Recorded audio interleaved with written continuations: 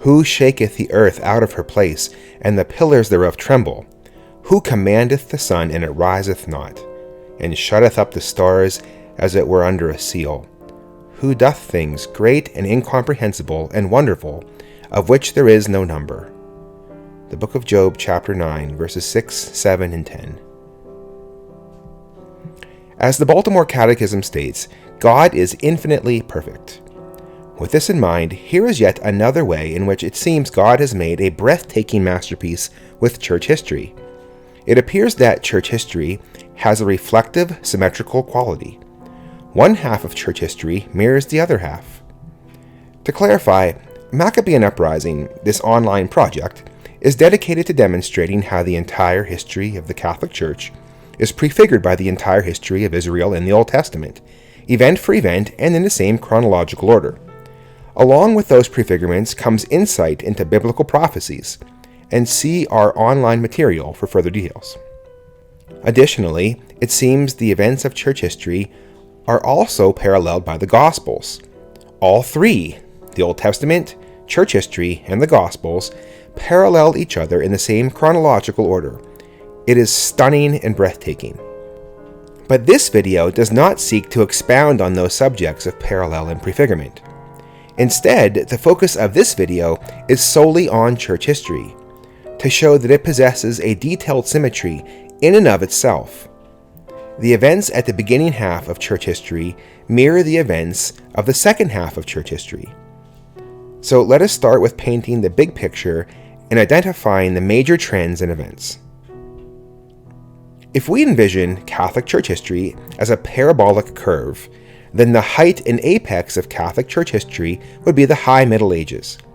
At this time, almost all heresies were subdued and doctrine was being refined. All of Europe was Catholic and the faith was flourishing. The two ends of the curve would represent the beginning of church history and the end of church history, respectively.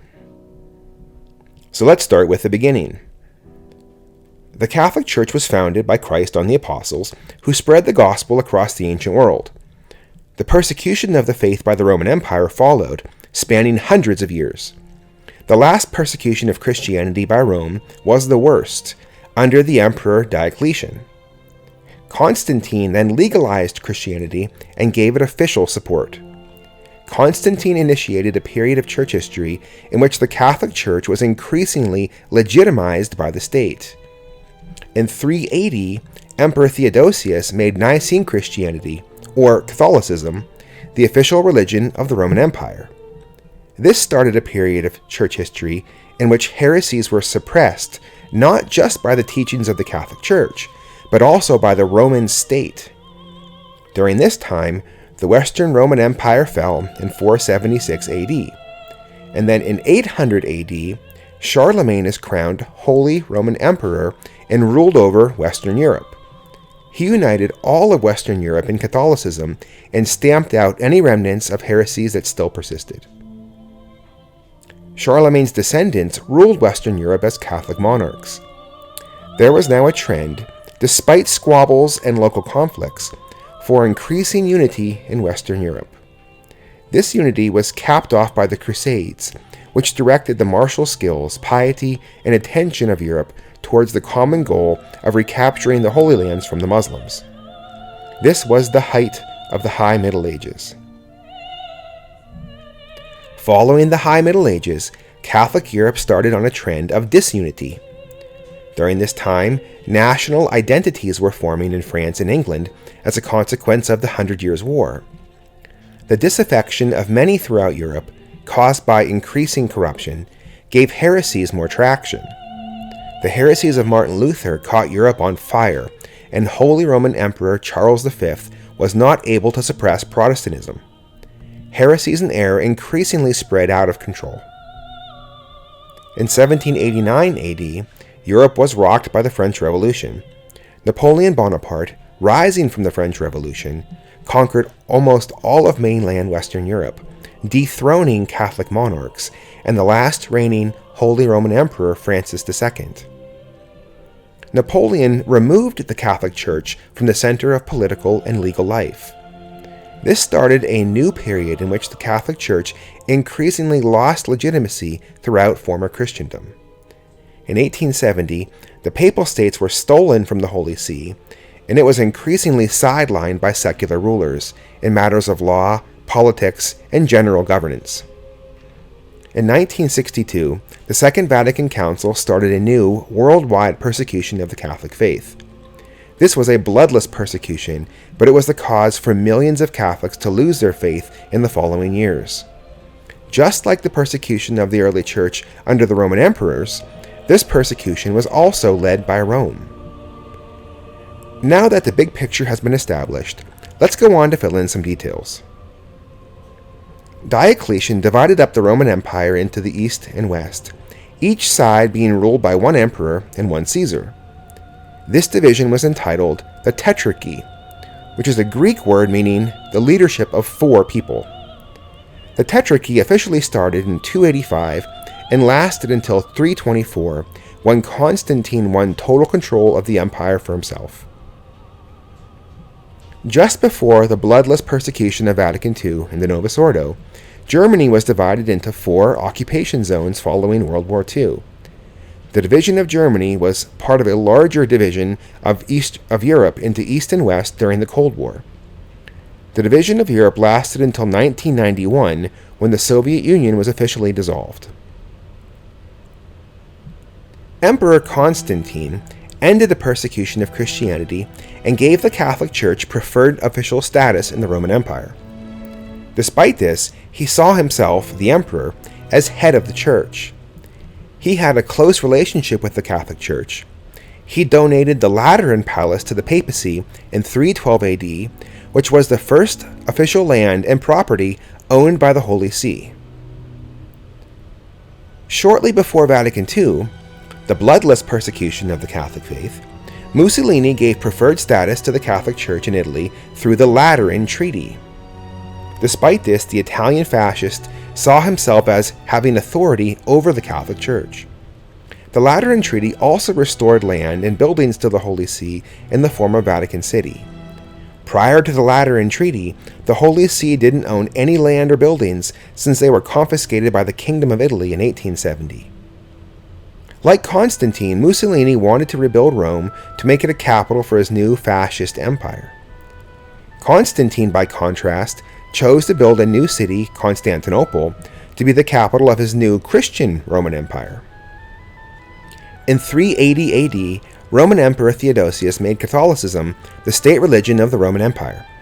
He showed deference to the Church, submitting himself to the Church's authority. He outlawed public pagan practices and rituals.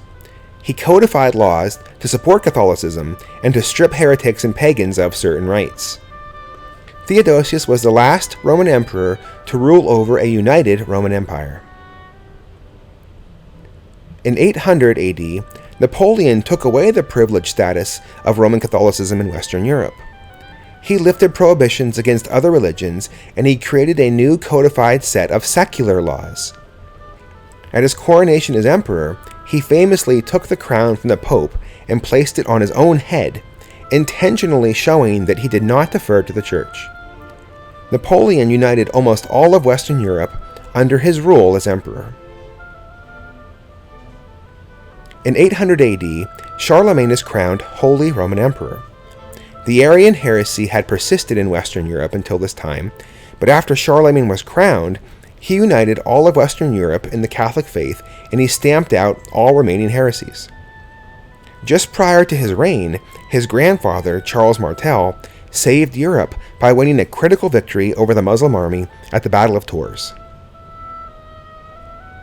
In 1517, Holy Roman Emperor Charles V ruled over a vast Catholic empire in Western Europe. However, he would be the last emperor to do so.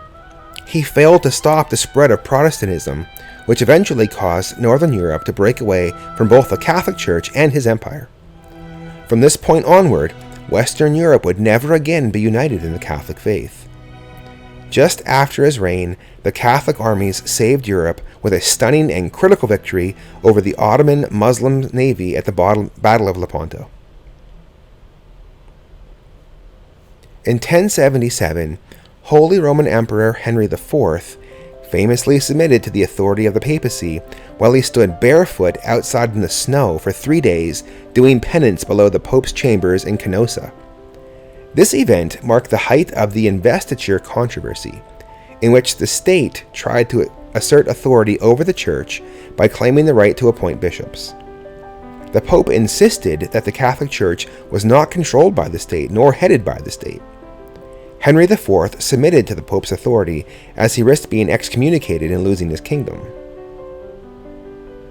In the year 1302, a dispute arose between the King of France and the Pope. King Philip IV of France sought to assert his dominance over the Catholic Church in France and tried to make the Pope bend to his will. The Pope, Boniface VII, responded by declaring that the papacy was sovereign over all temporal powers and governments, and the king had no God-given right to control the Catholic Church. Despite the teachings of Pope Boniface VII concerning the relationship between the Church and the state, King Philip IV sought to control even the papacy itself by instigating the Avignon papacy, in which the popes resided in Avignon, France for nearly 70 years. In 476, the Western Roman Empire fell. Rome's impact on the ancient world was immense. However, it had been losing power and influence in Western Europe for centuries. 1,300 years later, the American Republic was initiated in 1776. America would grow in power and influence in the centuries to come, and would eventually wield immense power and influence in the modern world. See our video, The American Republic, prefigured by the Roman Republic, for the amazing chronological parallels between Rome and America. Clovis became king of the Franks in 481 AD and became the first Catholic king of France in 508 AD when he was baptized. The Catholic French monarchy ended with the reign of King Louis XVI, who started his reign in 1774, and with its ending upon his beheading in 1793. After Constantine legalized Christianity in 312 AD and gave it prominent and official position in the Roman Empire, Christianity made tremendous inroads. However, in 361, with the reign of Emperor Julian the Apostate, Christianity was suppressed. Julian the Apostate wanted to reverse the gains made by Christianity. He sought to eliminate Christianity among Rome's ruling classes.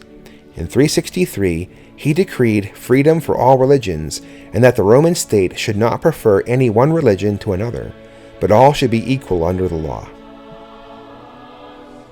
And before the bloodless persecution of Catholicism by Vatican II, Pope St. Pius X sought to suppress the growing heresy of modernism, which would soon resurface again at Vatican II in 1962. Pope St. Pius X realized that some of the ruling class of the Catholic Church, the church hierarchy, were modernists. He strove to drive modernism from the church hierarchy and reverse any gains that it made in the previous decades. In prior years, in 1832, Pope Gregory XVI issued the encyclical Mirari Vos against religious indifferentism and freedom of religion. The high point of the bell curve seems to be the time of the First Crusade and the conquest of Jerusalem. The Crusaders established the Kingdom of Jerusalem, which lasted approximately 200 years, from 1099 to 1291. These centuries contained many saint kings who strove to bring the powers of the state to further the kingdom of heaven on earth, under the authority of the Catholic Church. In addition to events in church history that occur in apparent symmetry, there also are some stunning parallels between early and late events in church history that don't possess such a strong symmetrical characteristic. In 393, Emperor Theodosius banned the Olympics from the Roman Empire, since they were pagan and in opposition to his efforts to thoroughly Christianize the empire. The Olympics were not seen again until 1896, when they were brought back into the world by the secular rulers of Europe. In 800 AD, Charlemagne was crowned by the Pope by surprise in Rome as the first Holy Roman Emperor. In 1804, Napoleon surprised the Pope by taking the crown out of the Pope's hands and crowning himself as the new Emperor of Europe. Charlemagne was the first Holy Roman Emperor of Europe, and Napoleon deposed the last Holy Roman Emperor of Europe, Francis II. In the early 500s AD, the Byzantine Roman Emperor, Justinian I, was trying to unify the Italian peninsula under his rule, since it had fallen along with the rest of the Western Roman Empire to the barbarians in 476. Justinian counted on his friend and general Belisarius to lead the campaign against the barbarians. Belisarius was one of the ancient world's most skilled generals, and against great odds successfully conquered Rome and Italy for his monarch Justinian. In the mid-1800s, King Victor Emmanuel II of Savoy was trying to unify Italy under his rule. Italy had not been unified under one ruler since the time of Justinian and Belisarius. Victor Emmanuel counted on a Freemason named Giuseppe Garibaldi. Garibaldi is acclaimed as one of the best generals of modern times. He succeeded in subduing the various kingdoms on the Italian peninsula and of taking the Papal States away from the Church. Italy was united under the secular rule of Victor Emmanuel in 1870. Surely there are many other points of church history that reflect this symmetry. This video is not meant in any way to be an exhaustive demonstration. Instead, it's only meant to call attention to the existence of such stunning symmetry. God is truly omnipotent and omniscient. He has ordained all events from all eternity, while at the same time granting free will to all men. In the sight of God, let us humble ourselves. Clearly, we are in the palm of his hand.